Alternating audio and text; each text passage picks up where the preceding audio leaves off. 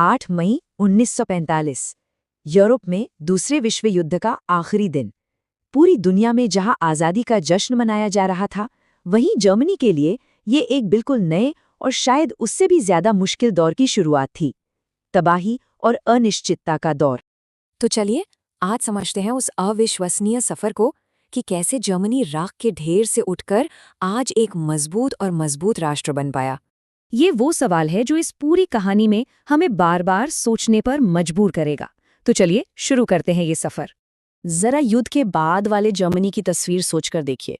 शहर मलबे का ढेर बन चुके थे, लेकिन असली तबाही तो लोगों के दिलों और दिमाग में थी।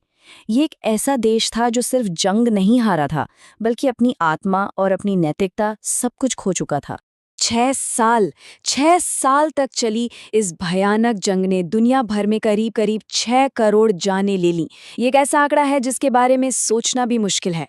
और इसी भयानक आंकड़े में शामिल थे वो 60 लाख यहूदी लोग, जिन्हें नाजी हुकूमत ने होलोकॉस्ट के दौरान एक सोची समझी साजिश के तहत मौत के घाट उतार दिया था। तबाही का अंदाज़ा इसी बात से लगाया जा सकता है कि जर्मनी में लगभग 17.6 अरब क्यूबिक फीट मलबा इकट्ठा हो गया था। जानते हैं ये कितना होता है? इतना कि इससे न्यूयॉर्क की 14 एम्पायर स्टेट बिल्डिंग्स बनाई जा सकती थी। देश सच में एक खंडहर बन चुका था। और इसी माहौल से निकला स्टुंडे नुल, यानी 0 का आइडिया। मतलब कि जर्मनी अपने भयानक नाजी अतीत को पूरी तरह से मिटाकर बिल्कुल जीरो से एक नई शुरुआत कर सकता है। ये एक उम्मीद तो थी, पर कहीं न कहीं इतिहास के काले पन्नों को भुला देने की एक कोशिश भी थी। और ठीक इसी वक्त इतिहास का शायद सबसे बड़ा मानवीय पलायन भी हो रहा था। करोड़ों की संख्या में जर्मन लोग पूर्वी यूरोप से भागने को मजबूर थे। सोचिए, वे अपने ही देश में एक अजनबी, एक शरणार्थी बनकर रह गए थे। ये एक ऐसी त्रासदी है जिसकी कहानी अक्सर जीत के शोर में कहीं खो जाती है। अब जर्मनी पर मित्र देशों का कब्जा था और यहाँ से एक नई कश्मकश शुरू हुई। एक तरफ था न्याय करने का दबाव और दूसरी तरफ थे नए जियोपॉलिटिकल इंटरेस्ट्स। मित्र देशों ने डी-नाज़ीकरण की एक बहुत बड़ी प्रक्रिया शुरू की ताकि नाज़ी सोच को जड़ से उखाड़ा जा सके। लेकिन हजारों पूर्व नाज़ियों ने इन फॉर्म्स में झूठ बोला और सिस्टम में वापस आ गए। जानते हैं क्यों? क्योंकि देश को चलाने के लिए अनुभवी लोगों की जरूरत थी, और वो वही थे। और यहीं पर सबसे बड़ा विरोधाभास देखने को मिलता है। एक तरफ नूरेनबर्ग में नाजी लीडर्स पर मानवता के खिलाफ अपराधों के लिए मुकदमे चल रहे थे, और दूसरी तरफ अमेरिका और सोवियत संघ उन्हीं के टॉप साइंटिस्ट को अपनी स्पेस रेस के लिए चुपचाप भर्ती कर रहे थे। ये न्याय और मतलब परस्ती का एक बहुत ही अजीब संगम था।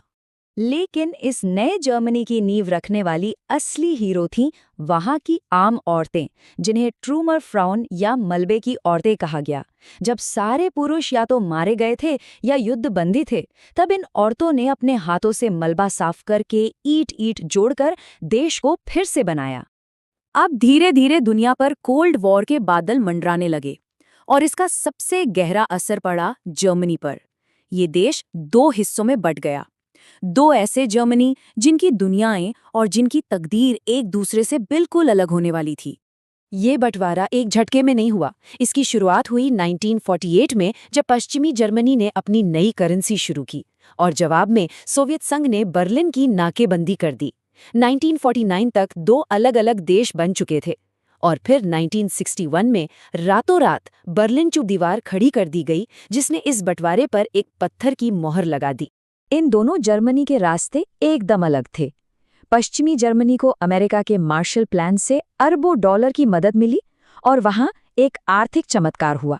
वहीं दूसरी तरफ पूर्वी जर्मनी एक कम्युनिस्ट तानाशाही में बदल गया, जहां की खुफिया पुलिस स्टासी हर एक नागरिक की जासूसी करती थी।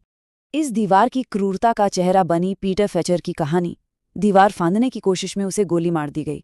वो करीब 1 घंटे तक डेथ स्ट्रिप में तड़पता रहा, और दोनों तरफ के सैनिक बस उसे देखते रहे। उसकी मौत की तस्वीरों ने पूरी दुनिया को हिलाकर रख दिया था। चलिए अब बात करते हैं उस सबसे मुश्किल सफर की। पश्चिमी जर्मनी के लिए अपने ही अतीत का सामना करने का सफर, अपने गुनाहों को कबूल करने और प्रायश्चित करने का सफर। देखिए, ये बदलाव रातों रात नहीं आया। इसकी शुरुआत हुई 1963 के फ्रैंकफर्ट ट्रायल से, जब जर्मन लोगों को पता चला कि हॉलोकास्ट करने वाले कोई दैत्य नहीं बल्कि उनके अपने ही आस पड़ोस के लोग थे। फिर 1968 में नई पीढ़ी के छात्रों ने अपने माँ बाप से सवाल पूछने शुरू किए। 1970 में चांसलर विली ब्रांट का घुटनों पर बैठकर माफी मांगना एक बड़ा मोड़ था। और फिर 1979 में होलोकास्ट नाम की एक टीवी सीरीज ने इस दर्द को हर जर्मन घर तक पहुंचा दिया। कमाल की बात यह है कि विली ब्रांट ने कभी नाजियों का साथ नहीं दिया था। फिर भी वॉर्सो में उनका घुटनों के बल बैठना सिर्फ एक सियासी कदम नहीं था, ये पूरे देश की तरफ से अपने गुनाहों को स्वीकार करने और माफी मांगने का एक ऐसा प्रतीक था जिसने पूरी दुनिया में सुलह की एक नई उम्मीद जगा दी। और फिर इतिहास ने करवट ली और वो पल आया जब बर्लिन की दीवार गिरा दी गई। पर इसके साथ ही एक बहुत बड़ी चुनौती सामने आई। दो बिल्कुल अलग समाजों को फिर से एक देश कैसे बनाया जाए। महीनों के विरोध प्रदर्शनों और राजनीतिक उठापटक के बाद आखिरकार 3 अक्टूबर 1990 को जर्मनी आधिकारिक तौर पर फिर से एक हो गया। ये एक ऐतिहासिक दिन था, इसमें कोई शक नहीं। लेकिन कंक्रीट की दीवार गिराना आसान था। असली चुनौती थी डी मावर इम कॉप्फ, यानी दिमाग में बसी दीवार को गिराना। वो सोच, वो कल्चर और वो आर्थिक फासला जो 40 साल के बंटवारे ने पैदा कर दिया था, उसे मिटाना बहुत मुश्किल था। आज जर्मनी यूरोप की एक आर्थिक और राजनीतिक ताकत है, और उसकी ये ताकत अपने इतिहास के सबसे काले पन्नों को छिपाने से नहीं, बल्कि हिम्मत के साथ उनका सामना करने और उनसे सीखने से बनी है। जर्मनी की कहानी हम सबके सामने एक बहुत जरूरी सवाल छोड़ जाती है। क्या लोकतंत्र एक ट्रॉफी की तरह है जिसे एक बार जीत लिया और बस शेल्फ पर सजा दिया, या फिर ये एक मसल की तरह है जिसे मजबूत बनाए रखने के लिए हर पीढ़ी को लगातार मेहनत करनी पड़ती है?